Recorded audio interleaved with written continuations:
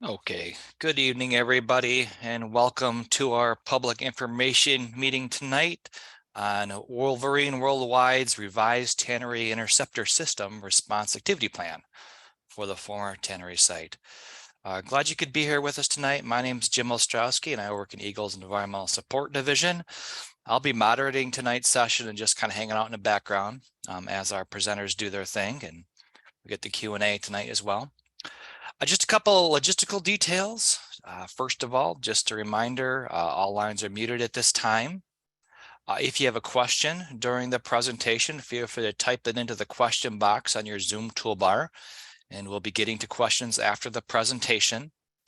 We are also recording this session, so if you kept it leave early or you have somebody that you know might have missed it, we'll be recording it and posting it to our YouTube channel in the next day or so.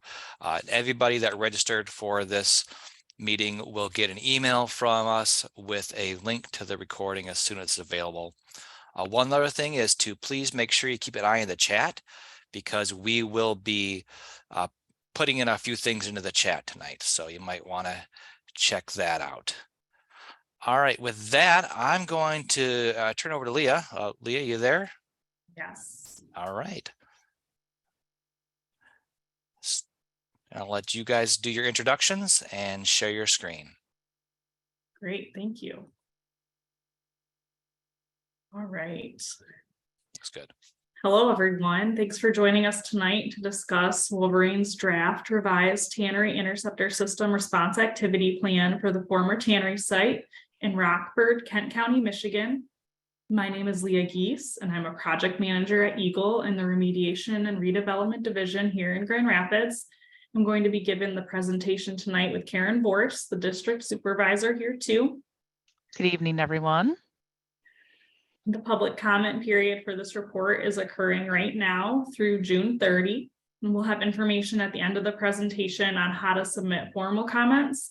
And we hope that this meeting will help you better understand the contents of the draft report so you can provide your written comments to EGLE. Here's our meeting agenda for tonight. We're going to start off with only a couple of slides on the Tannery property location and the 2020 consent decree, since I know most, if not all of you, are very familiar with the background of the site. And then we'll summarize the submittals that have come in for the Tannery. Next, we'll talk about the revised report that was just submitted in May. And at the end, we'll provide information about how to submit a public comment and take your questions.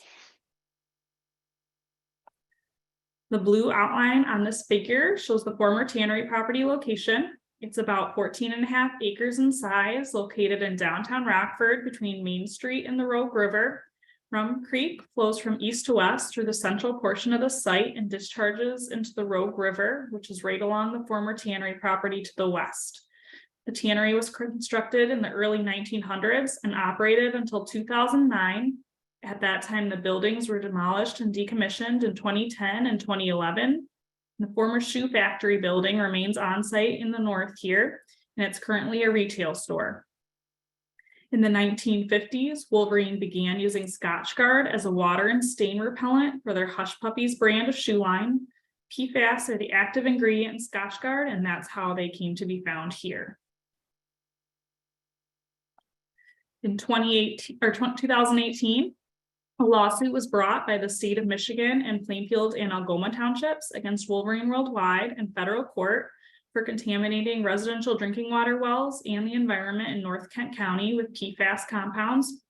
In February 2020, the settlement was approved, and the consent decree serves as the legal agreement that governs Wolverine's response actions in response to the PFAS contamination in what is called the North Kent Study Area. And the consent decree is available online for you to look at. It's on our MPART website. That's www.michigan.gov/Rockford Tannery. It's section 7.7 of the consent decree that outlines the requirements for source control response activities at the Tannery, including the Tannery Interceptor system. And that's what we're focusing on tonight. So here's a slide summarizing the submittals that have come into EGLE so far for the Tannery. Back in March 2022, the final Tannery Interceptor System Response Activity Plan was submitted to EGLE. That plan was proposed with an extraction well design. While implementing that plan, Wolverine did some pump testing on site and further modeling that led them to change the design of the proposed interceptor system. In December 2022, the modified design was proposed to EGLE in an addendum report. The design was modified to include trenches instead of just extraction wells. We had a public meeting for that plan back in January and did a public comment period. And then in March, EGLE sent a denial letter to Wolverine that gave them 60 days to submit a revised plan. This revised activity plan that we're discussing tonight was submitted on May 9, 2023, and it was submitted to address those comments that were identified in EGLE's denial letter from March. The report includes the trench design that was previously proposed. So we're going to walk through that design again, and then we're also going to highlight some of the changes from the addendum report. So where can you find the report? It's available online on the MPART website. And again, that's michigan.gov/Rockford Tannery. And printed copies are also available for review at Plainfield Township, the City of Rockford, and Algoma Township municipal offices. When you open the report, you'll notice that the report is much longer than the last submittal, which was the addendum from December, but that is due to one of our comments in our denial letter that this report should be a fully revised response activity plan and not just an addendum. We did this so it's clear what exactly is being proposed and you shouldn't have to flip back and forth between submittals. So this report stands on its own, which makes it longer, but it's a lot of information and data that we've talked about before. So this report includes information that was presented in the original Tannery Interceptor System Response Activity Plan from March 2022, as well as the addendum. And it also includes a little bit of new information too that addresses our comments. But you'll see as we get into it that we've talked about a lot of this before. I also wanted to draw attention to Appendix A in the report, which includes a response to EGLE comments. For this appendix, GZA took all the comments from EGLE's denial letter and typed them out, and then responded individually to show where in the report they addressed it or how they were addressing each comment. So in the snippet I included here, there you can see the responses are underlined and italicized, and I just included the first snippet from the appendix here. But looking at the appendix can be helpful if there was a specific comment in our letter you were interested in seeing how it was addressed, or if you just want the Cliff Notes version of the changes that have been made, I would recommend starting here. All right, so just as a reminder of what is being proposed, we talked about this during the last public meeting too, but the geology at the tannery is very complex and unique. There are a lot of different layers of sediments and wastes that aren't continuous across the site. The layers start and stop. So the proposed design of the interceptor system was modified to consist of trenches instead of individual extraction wells. The trenches are going to cut across all of those layers to intercept all of the little layers that may contain water in that upper aquifer at the tannery. This figure shown here was included as sheet number 2 of the revised plan. And in this version, GZA included dashed lines that indicate the depths of the trenches. So trenches 1 through 5 over here and 9 over here are the shallower ones. And you can see all those different layers above the trench bottom, which is that dashed line, that the trench will cut across and intersect water from, different from an extraction well that's screened at a specific interval. The sheet also shows the deeper wells, 6 through 8, which are going to be installed deeper and cut across, even more of those layers that are above that dashed line. This figure also shows deep extraction wells, which are these DEW numbers. So DEW 1, 2, and 3. They're depicted here and can give you an idea of which intervals they're targeting, even below the deeper trenches. Also outlined in the report, GZA is proposing to do some more drilling to get additional data on the deep aquifer before installation of the trench system. And this is outlined in section 14 of the report. They're going to be doing a vertical aquifer profiling boring, which is where they do one boring and collect multiple groundwater samples from different depths. In the boring, they propose groundwater samples will be collected every 10 feet until they hit bedrock, which is expected around 80 feet. And I know this figure is small, but they're planning to do this boring just south of Rum Creek, kind of right in here. This test is going to help them determine if they need another deep well there. And they're also proposing to do slug testing on deeper wells. And the slug testing will help them determine the hydraulic conductivity of the aquifer. Hydraulic conductivity is a measure of how easily water can flow through material. And this data will help them determine if additional deep wells are needed, or if these deep wells they have proposed will pull enough water to them so they won't need any more deep wells. Here is sheet 10 from the report. It shows the view of the proposed design looking down at the site. So here's the Rogue River along the top, and then north would be this way to the right. You can see Rum Creek coming into the Rogue right here. The Shoe Depot building is here, and the Shoe Depot parking lot, just to get orientated. You can see here the proposed plan is still the trench design with the green lines along the Rogue River here, and it curves around Rum Creek and comes back on the other side of Rum Creek around the bend and heads south towards downtown. They're proposing the same number of trenches, so it's 9 total. There's also 1 shallow extraction well that's on the other side of a utility line that runs north-south through the site. And there's 4 deep wells proposed, mostly in the south side of the site here, and there's 1 just south of Rum Creek here. And those are proposed in areas where there is a deeper contamination present that the trench wouldn't reach. Like we saw in the last figure, the trenches are going to be either about 10 or 20 feet deep. There's going to be a slotted pipe at the bottom to collect the water, and they will then be backfilled with pea gravel. That gravel is going to be more permeable and porous than the surrounding soils, allowing the groundwater to flow into the spaces of the gravel and collect in the trench. And this will happen for the entire length and depth of the trench, since the gravel is backfilled to close to the surface. So it'll be able to intercept all those thin layers. The bottom of the trenches is going to be slanted slightly to funnel water to one end towards a sump pump. And those are the dark green circles on this figure. And this is where all the water will be collected from the trench to be pumped out. The sump pumps north of Rum Creek are going to be pumped directly to the treatment building, which is depicted here in the northern part of the Shoe Depot parking lot. The red lines in this figure represent the piping that they're proposing to install. And then the sumps south of Rum Creek are going to pump to one of 2 cisterns. So these are these orange circles on the map here. So you can see the piping runs from all of the sump pumps south of Rum Creek, flow to either one of those. And then those cisterns are going to consolidate that flow from the sumps and send it directly to the treatment building. The cisterns are going to be larger than the sump pumps, but both the sump pumps and the cisterns are going to be covered with manholes at the surface.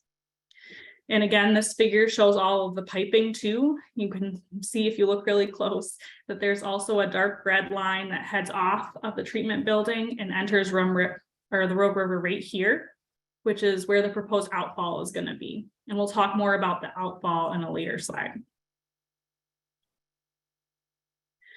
So we spent some time talking about this figure during the last public meeting too, and it was included in this revised report too. This is exhibit 1, and I've modified it to include wells in the trench and show more groundwater. So this first look shows the groundwater at the Tannery site traveling from the right side of the figure towards the Rogue River on the left. And these long rectangles I added represent the different site features. There are monitoring wells in the middle that currently exist at the tannery right here. There's a river piezometer over here, right along the Rogue River, and the trench is the furthest to the right. So if we don't pump the trench, the groundwater levels on site will remain like they currently are, with higher levels inland and lower levels at the Rogue River. And the red lines kind of show that groundwater level in the wells, piezometer, and trench. Now this slide shows what will happen as that pumping starts in the trench. The pumping is going to bring the water level in the trench down, and Wolverine is proposing to keep the trench level at or below the Rogue River level. And they'll be monitoring that with pressure transducers. And what pressure transducers are is they're pieces of equipment that can be placed in wells, and they record the pressure. By knowing what depth we set the pressure transducer at, we can use the data from these transducers to know how much water pressure is above the transducer, which is how they work as tools for measuring groundwater elevation. They're good tools that we can leave in place in the wells and allow us to have all of this data continuously monitored. I also wanted to point out that these monitoring wells between the trench and the river are going to provide additional points we can look at to see how high the water level is between the trench and the river. So there are more points than just the trench and the river piezometer. And here's sheet 11 from the report. So again, we're looking at this from a bird's eye view, looking down on the site. And this sheet shows us those performance monitoring sections. There are these red lines coming in from the river towards the trenches. And those are where those groundwater measurements are going to be made for comparison. In the previous submittal in the addendum, they had proposed 5 river piezometers, and that is now up to 9 to give more coverage. Each trench along the Rogue River has 1 or 2 of those monitoring sections. And if we zoom in on a section to make it easier to see, you can see here, I've switched it on you. So the Rogue River's on the left now, and here's trench 5 and 6. They're in the middle of the property, kind of by that bend where the former wastewater treatment plant was. You can better see here the red lines cutting in from the river to the trenches, where they're going to make that comparison to see how high the groundwater elevation is in the trench versus how high it is at the river. And trench 5 here in the north has 1 of those monitoring sections, and trench 6 has 2. Here you can also see these small blue dots kind of scattered throughout between the trench and the river, and those are the existing monitoring wells at the site. So those are those locations where we're going to be making those comparisons to and getting those extra points to compare the gradient and make sure we're seeing an inward gradient towards the trench. I also wanted to highlight these DPZ values. And those are the pink purpley spots kind of between the river piezometers and the trench piezometers. We're going to take a look at these in the next slide because those are new to the submittal as well. So if we look at these pink purple piezometers in the cross section view, which is sideways. So in this view, we have the river on the left and the trench on the right. These pink purple locations are deep piezometers, DPZs. And they're going to be screened at a deeper interval than the trenches and help us monitor if anything is traveling under the trench towards the river. They're going to give us that extra line of evidence that nothing is getting past the trench. Section 15 of the report summarizes everything that is proposed for the performance monitoring of the system. As a reminder, the consent decree specifies a 2-year period of performance monitoring for Wolverine to document that the system is working. The revised report states that all of these bulleted items are going to be part of the performance monitoring plan, so we're going to read through them. First, 4 quarters of groundwater and surface water elevation data will be collected before the system is installed to generate baseline groundwater elevation maps, and we'll take a look at an example map on the next slide. Next, pressure transducers are going to be used to collect continuous data of groundwater elevations from the trench sumps, trench piezometers, deep piezometers, extraction wells, and river piezometers. So that's that continuous data that we talked about. Next, they will be collecting weekly elevation measurements from 2 staff gauges in Rum Creek. And then weekly, they will be reviewing the groundwater flow direction in the monitoring section. So those are those red lines between the trench and the river. So they will have that continuous data from the pressure transducers that they're going to download and look at weekly to make sure that they're getting the water levels that are needed. And then every other week, they're going to collect groundwater elevations manually from the wells located between the trench and the Rogue River in Rum Creek. And those are those extra points of comparison that we mentioned. Monthly, they will be collecting groundwater elevation measurements from the rest of the wells on site. So those are the wells on the other side of the trench located between the trench and downtown Rockford. And those wells, they're going to use that data to update the full site groundwater elevation map. And then also monthly, they will be submitting progress reports to EGLE that will include those full site groundwater elevation maps and updating water budgets for the site, as well as summarizing the rest of all this data that they're collecting. So here's an example of a groundwater elevation map that has been prepared for the tannery and was included in this submittal. It has sheet 8. It's kind of like a normal topographic elevation map, but for groundwater. So these numbers, if you can read them, they'll tell you that the elevation of the groundwater is, and that elevation is occurring all along that line.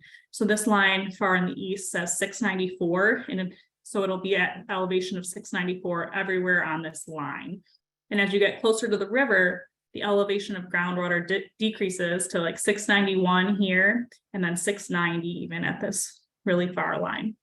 So this is just an example of what has been prepared in the past. And like we said, we'll be getting baseline maps before the system starts up, and then we'll be getting updated monthly maps to show us how elevations are changing as the system is turned on.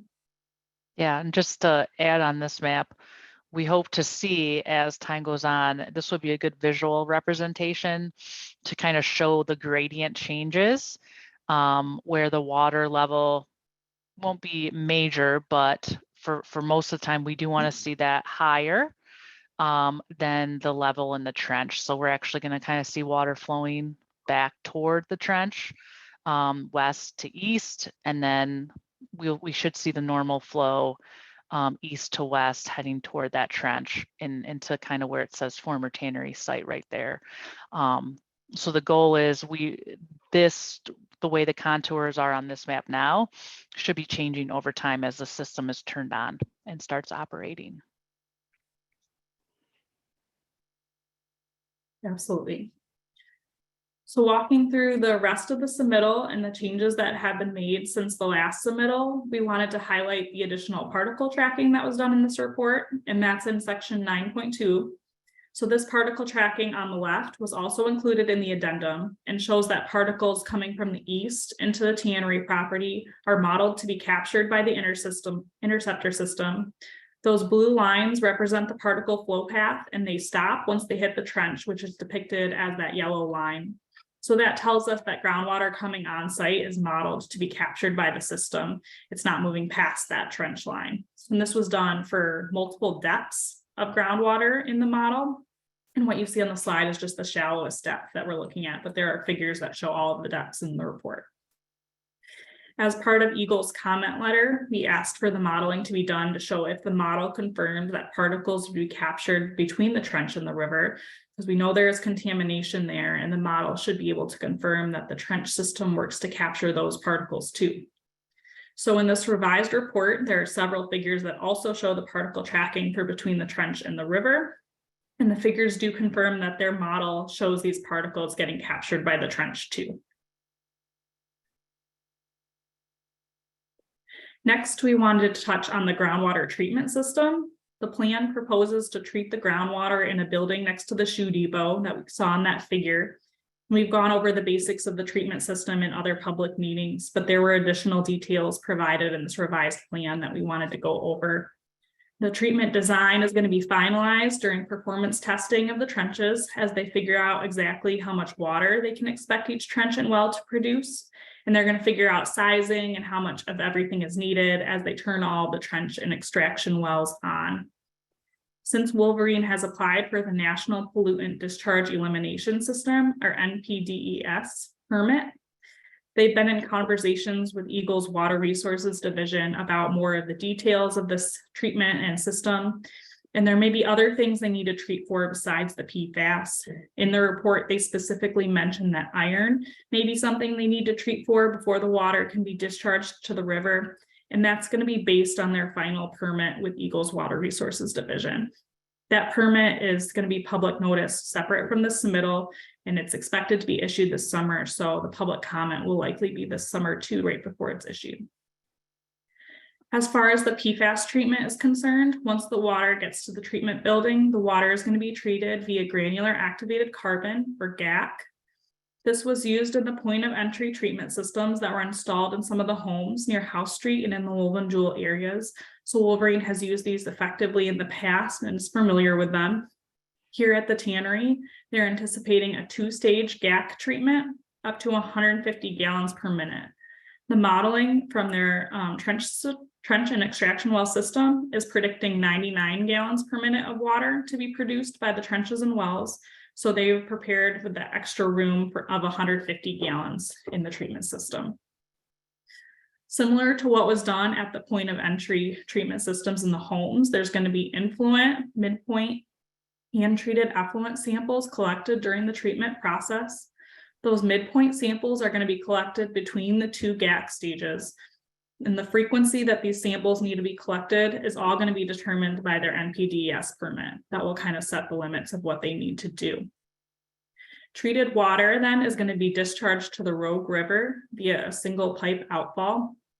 The permit for that outfall is separate from the NPDES permit, but it's also being reviewed by EGLE's Water Resources Division. And that permit will also be public noticed likely later this summer. So there's going to be a separate public comment period for both the NPDES and outfall permits. Another key new section that we wanted to highlight is the operations and maintenance plan in section 11. This was also something that EGLE asked for in our comment letter from March. There are a lot of components to these systems, and it's important to know that they're going to be maintained and how they're going to be maintained, because we all want the system to be operating as much as possible. If a pump goes down or something stops working, there needs to be a plan in place to know how that's going to be fixed and what the timing would be for that. So just a note on this, that this operations and maintenance program is just an interim plan. We do expect a similar plan to be proposed as part of the long-term operations and maintenance of the system. And that plan is going to be included in the completion report when the system is fully up and running. But this interim plan provides details about how the system is going to be regularly inspected and maintained until we get through the end of the performance monitoring. And there are details in this section about how they're going to inspect for defects in the system, how they're going to do system cleanouts, and they also discuss keeping an inventory of supplies and replacement parts available either on site or readily available from suppliers in case something breaks or needs to be replaced quickly. The updated schedule is included in section 13 of the report. The schedule is based on an anticipated EGLE approval date of end of July 2023 after this public comment period. If EGLE approves the plan, the final design and specifications will be completed within 60 business days. That will put them at the end of October. Then they are anticipating that the interceptor system bid process will run from October 2023 to January 2024. There is a gap from the end of that bid process before construction is expected to start in June 2024.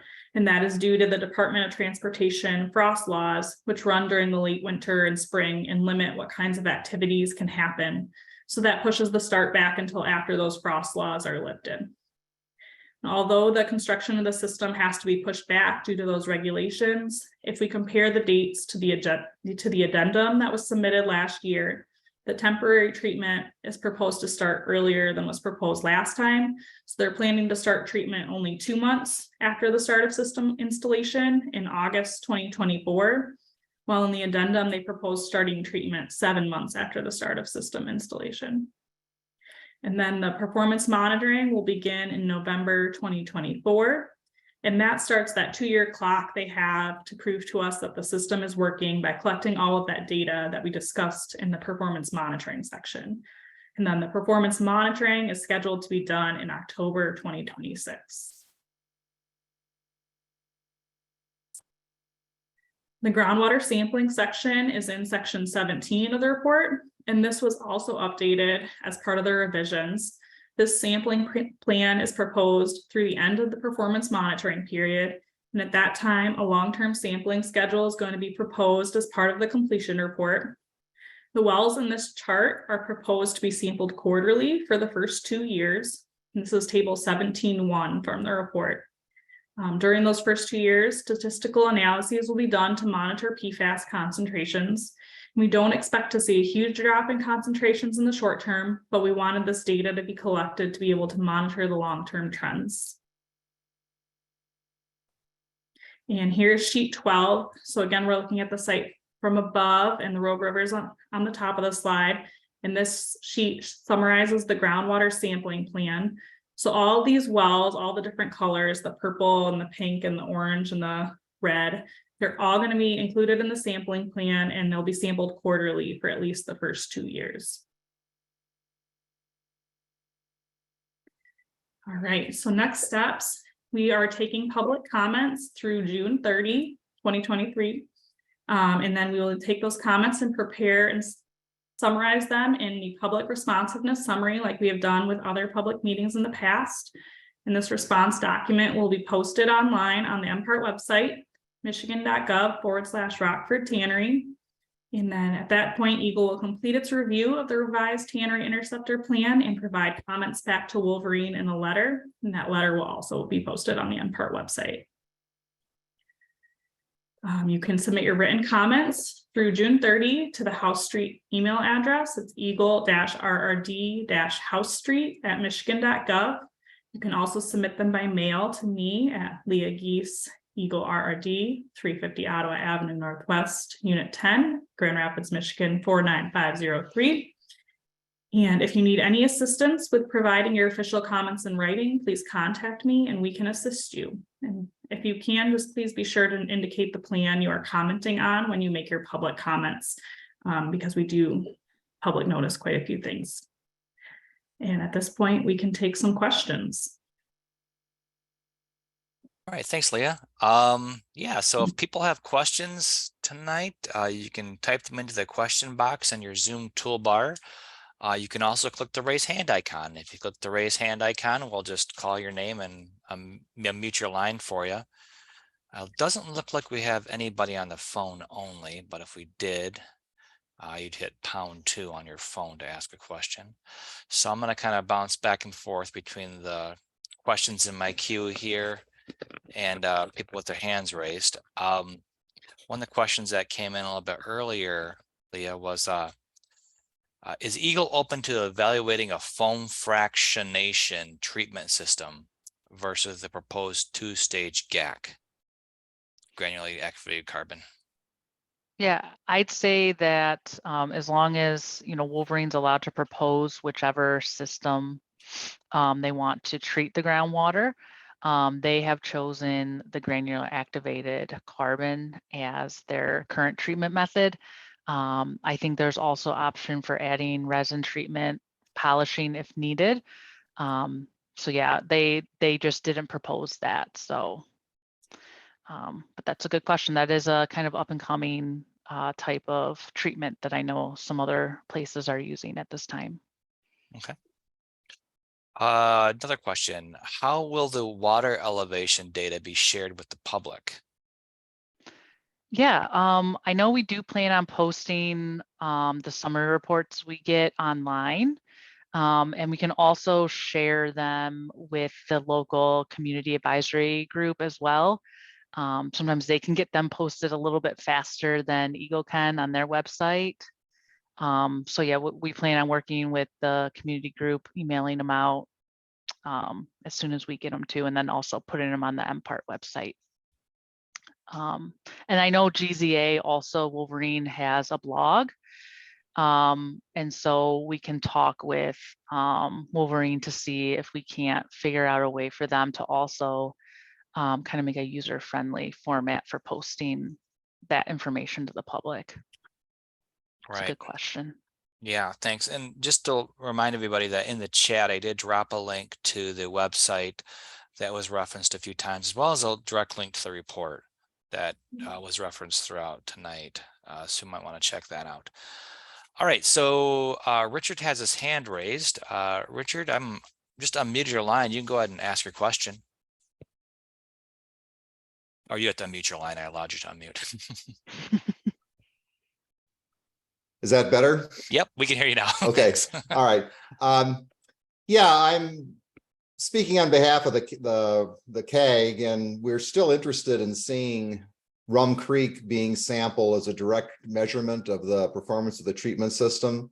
We made that request initially, and that wasn't included in this particular rendition, but the water levels are kind of an indirect measurement of treatment performance. And if you were to actually sample Rum Creek, I think that would give another level of assurance that you are indeed removing the PFAS and it's not diffusing out or, other mechanisms that may be involved. So I think we're still interested in seeing that happen. And I was going through the modeling, and I'm certainly no modeling expert, but I'm not sure what level of drawdown that model is based on. Are they drawing it down a 1/2 inch? it looks like that the drawdowns are, we're not talking about a foot of drawdown, we're talking about inches. And I'm just not sure what that projection was based on. It shows the drawings, but at least I'm not able to see, are they projecting, 6 inches of drawdown to get the particles, the particle flow in that direction? I'd like to know more Right. about how that was done. And I'm still concerned about, as long as the elevations are the same, the elevation at the river piezometer and the trench is the same, you can still have diffusion. You've got water flowing past, contaminated sediment, and it can still diffuse out. If you don't pull if you don't have a difference in gradient, if that trench water level is not lower, I know you're pulling river water through there, but you have to pull river water through to rinse the material off the contaminated soils and sediments. So I think we would rather see more, I'm sure it's going to vary, and if you have rain events and the river going up and down, but I think it should be less than. I think being equal isn't, if you're, and that's why I was interested in seeing what the water elevations, you got a pressure transducer, Yes. you're collecting information every, 5 minutes, 15 minutes. I don't know what the rate of collection is, but it'd be nice to see that on a dashboard or some kind of a visualized method just to verify that. I don't know if they're going to report one data point, or they're going to send in the the 24 hours worth of data, how they're going to decide whether is it just going to be an average or a median. I've lots of questions like that, and we'll probably be putting in comments again. Yep. But anyway, no, those are good. Yeah. I like those. And just so you know, our AECOM, our contractor, their groundwater modeling experts who deal with this are reviewing this particular part of the report. So they're going to be digging into those details and making sure the model, I guess, quote unquote, makes sense to them, and getting those input information. So we can also share that with you once they kind of finish their official review of that as part of EGLE's review. Okay. And then, yes, I think it's important to include your comments on the river sampling, even if, there's creative ways we can get that data, even if, legally under the consent decree, we can't require it. Maybe there's other ways we can get that through statewide sampling, or just kind of brainstorming some ideas. Because I don't want to get anyone's hopes up. I want it to be clear, there are certain requirements in the consent decree we are bound to. And also normally when we're showing compliance with GSI, we normally don't use surface water to show that. We do have some upgradient sources, not necessarily in Rum Creek, but in the Rogue River that kind of, over time will be addressed. But right now, obviously, are still loading into the Rogue River. We have to take into account as well. So just kind of some other factors that we're considering too, but definitely noted that comment. I think it's important that you include that on the record. And then there's something else I wanted to add, but yeah, we'll provide, the monitoring data. Yeah, I think we can talk maybe at another technical meeting with the CAG and GZA and Wolverine to figure out the easiest and kind of most user-friendly way of sharing the data with the public to make sure folks can see what's going on. So that's a good question. And then I guess along those lines, initially they're reporting the data much more frequently, and then they're going to be backing off, but they're still collecting data 24/7 with the transducer. Correct. So, so that will Yep. always be available. Yes. Okay. Yep. Thanks. Yeah, I think they're anticipating a time where they don't need to tweak the system as much anymore, as they kind of figure out the flows and everything normalizes out. Okay. All right, thanks, Richard. And yeah, make sure to get your official comments in. It's all up there on the screen. We do have another hand raised. Lynn, you got your hand raised, so I've just allowed you to unmute your line, so you can go ahead. How does that, can you hear me okay? Yes. Yep. Great. You might hear a few birds out here too. Starting up, I'm in the backyard.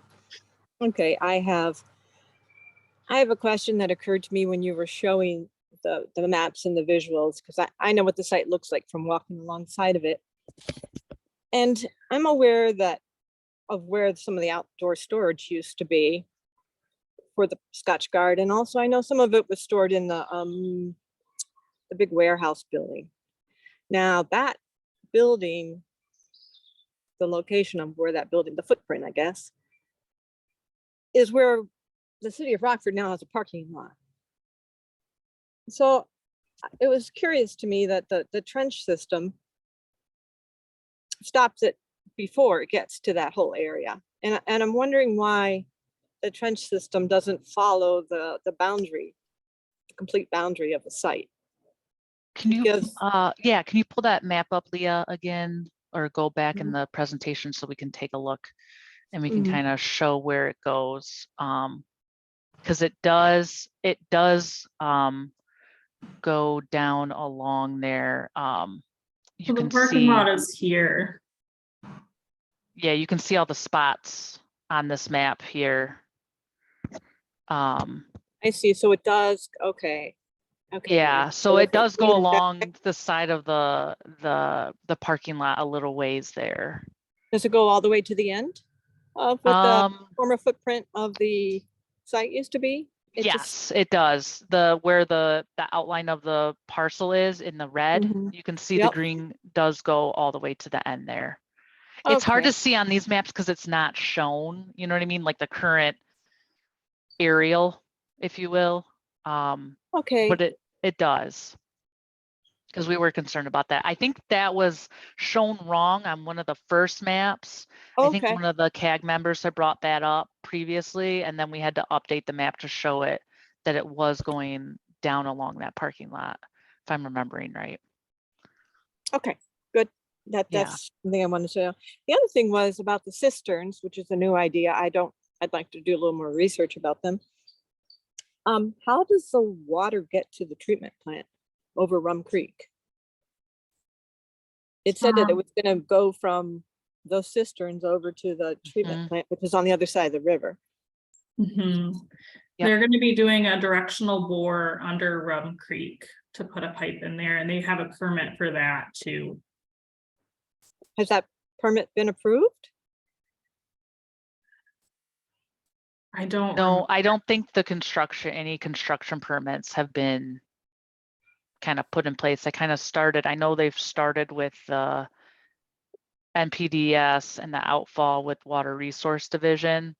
And I think as they finalize the designs after our approval, that would be when they get all the proper other permits that they need through utility companies, you know, I'm sure with the city, all those kinds of things.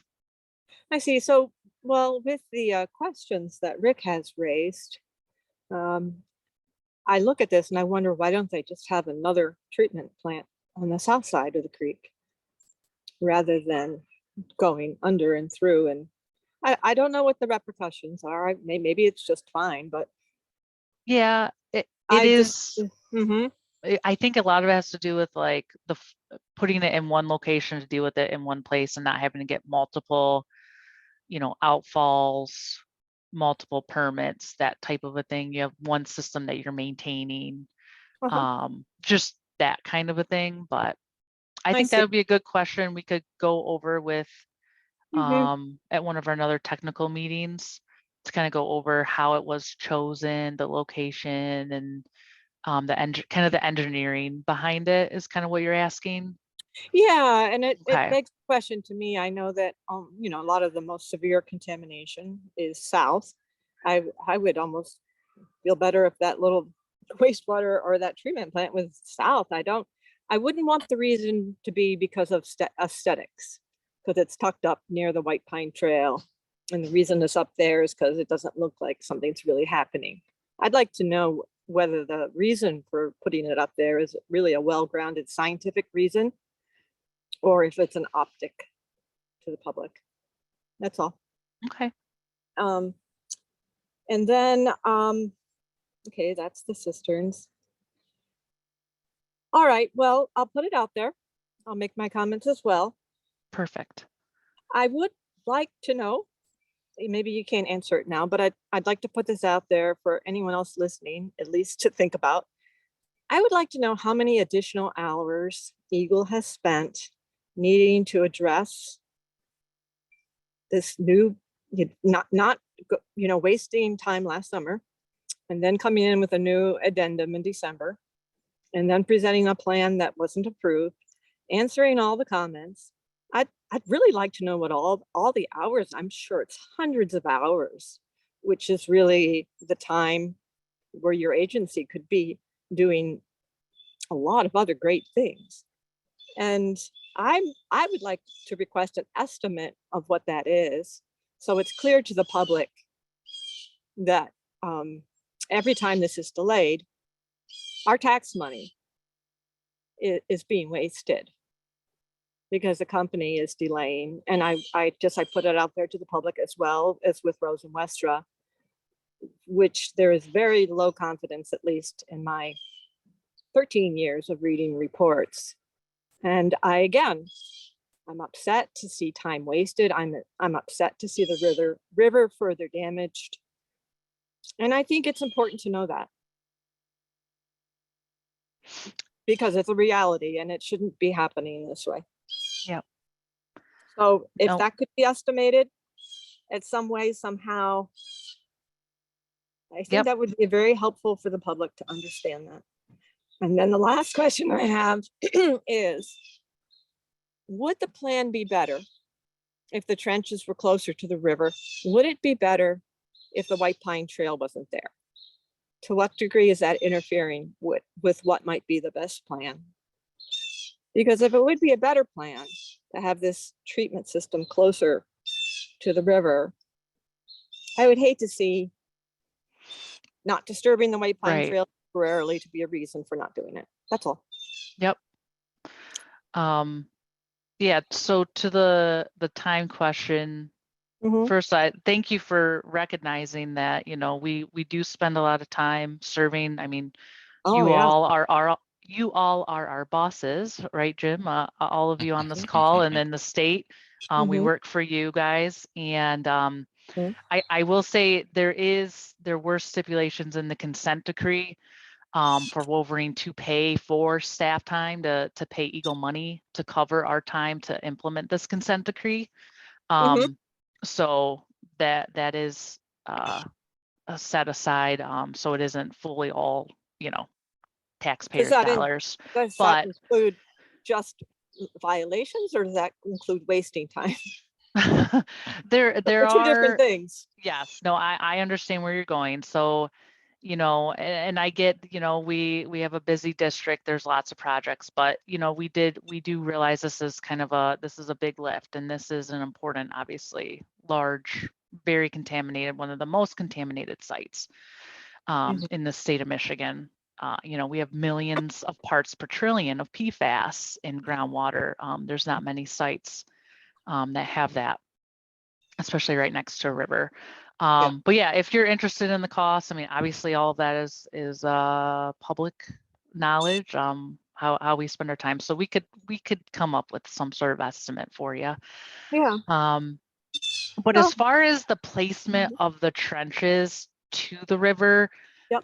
Lee and I spent a lot of time, I don't know, Lee, if you want to talk about it too, talking with the engineers on this, because we had those questions too. And really it's kind of a balancing act between getting it too close to the river and just pulling in straight river water, because then you really can't treating surface water is a whole nother animal than treating groundwater mixed with some surface water, right? And it functioning and operation and maintenance, then it's really not operating at full capacity because you're getting so much fouled up in there with minerals and sediments and stuff. So we do think it is at a good location, especially since we have monitoring wells in between there. That gives us added assurance of data points, where if it was too close, we wouldn't really have that ability to measure that drawdown over a distance. So yeah, we don't want it too far away, but we also don't want it too close. So I Okay. think all of that's kind of been talked about and taken into consideration. Okay, all right, that's Mhm. helpful to know. Thank you so much, and thank you for all that you are doing. I know that this department has been working very hard, and I just wanted to recognize that for both you and Thanks. Leah and all the others, are Yeah. brought in. So, all right, Thanks, that's Lynn. the end of my questions. All right, we'll look for your comments though, Okay, too. sure. Thanks, Lynn. All right, thank you for your questions. All right, we do have another question that came into the question box while you're answering Lynn's question. Sure. What are the target trench water levels at each of the 9 trenches? The draft shows that the trenches will be dug to different depths, but is there a section that talks about the set point levels that the pumps are or will be trying to maintain? So like, I think I know what he's asking, and you feel free to unmute yourself, Andrew, if you want to talk more. I think in there, Leah, was there a section that talks about the elevation levels and kind of the minimum drawdown stuff, or is that something we're going to be kind of looking at as the system goes online and getting those actual levels, if you will, of that? Do you remember? I was under the impression it was going to be part of that performance, turning trenches on one at a time and figuring out where each needed to be to get that gradient and get the flow that they need. And I think part of that too is getting those baseline groundwater maps too, and just seeing where everything's at seasonally, because groundwater does change so much as the seasons change too.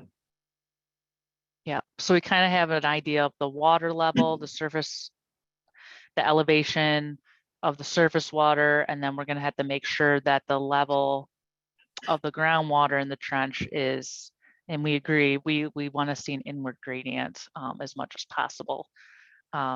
Understanding maybe during flooding events it may be more equal, but majority of the time, I think even GZA, we all anticipate some sort of gradient, especially when we're getting them online. So I don't think we have those exact elevations known at this time, and that's what what Leah was saying, that year of getting the baseline elevations together is going to help us make sure we get the accurate numbers later, if that makes sense. Hopefully we answer your question at least a little bit.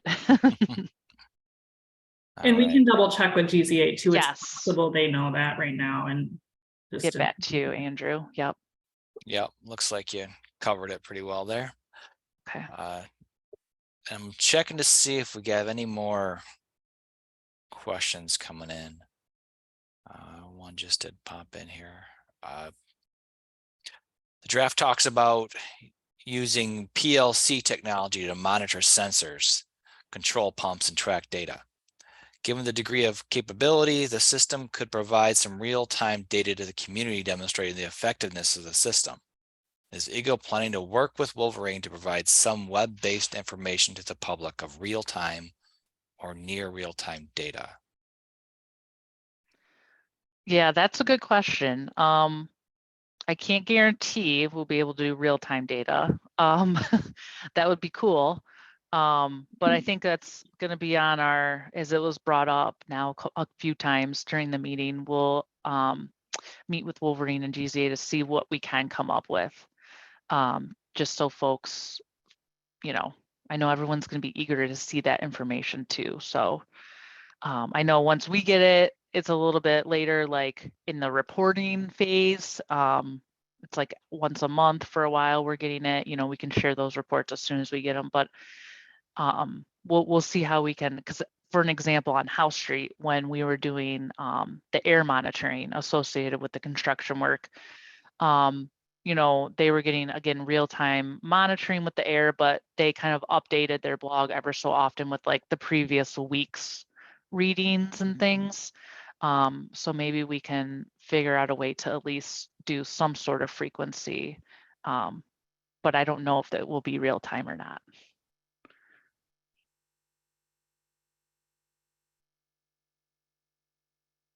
Right. Okay. Checking to see if we got any more questions that have come in.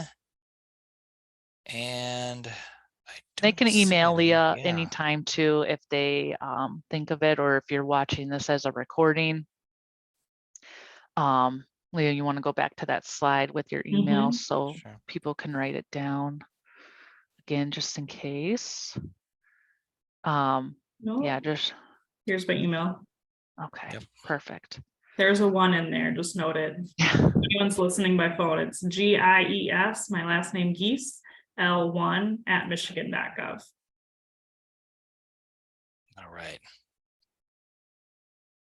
All right. So Leah and Karen, doesn't look like we have more questions out there. Is there anything you guys wanted to cover and wrap up? I don't think so. Thanks so much, Okay. everyone. Yep. We appreciate your Yeah. time. Let folks know this is recorded and they can watch it. And we'll hopefully see all of your comments by June 30th. Yes, June 30th. All right. Thanks, Leah and Karen, for answering those questions and the good presentation summary provided. Want to remind you guys the chat, we've got links that are available. June 30th is when the comments, you can submit your comments until. I will be following up next day or so with the email to everyone who registered. So even if you signed up but didn't attend tonight, you'll still get an email from us.